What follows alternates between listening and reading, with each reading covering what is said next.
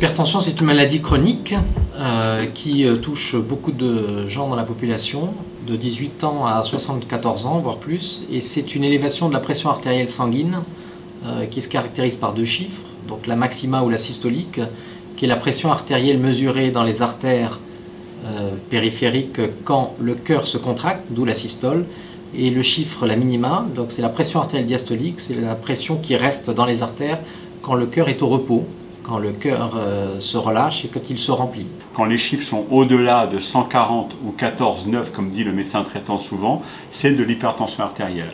C'est une hypertension artérielle qui peut être permanente, qui peut être transitoire, qui peut être labile. Parfois il n'y a pas de symptômes. Dans la majorité des cas, l'hypertension est silencieuse pendant plusieurs années et on va malheureusement la découvrir au décours d'une complication grave comme un infarctus ou un accident vasculaire cérébral.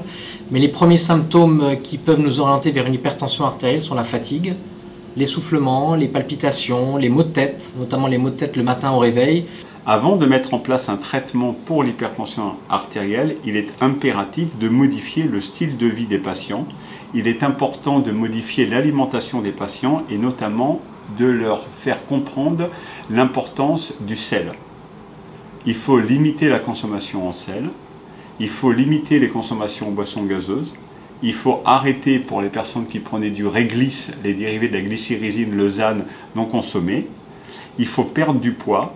Il faut avoir une activité physique régulière et soutenue en favorisant le cardio-training.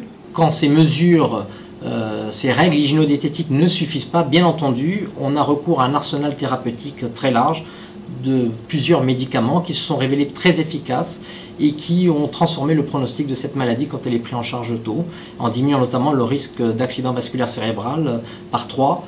Le risque d'infarctus, le risque de déchirure de l'aorte. L'hypertension artérielle, c'est un phénomène médical, un problème médical grave qui nécessite une prise en charge rapide, efficace et au long terme. C'est une maladie qui est sous-dépistée et je pense qu'on a aussi des messages à faire passer que l'hypertension doit être traitée quand il faut la traiter et le plus tôt possible. On a beaucoup de retard en France et dans les autres pays européens et je pense que c'est le principal message que l'on doit faire passer.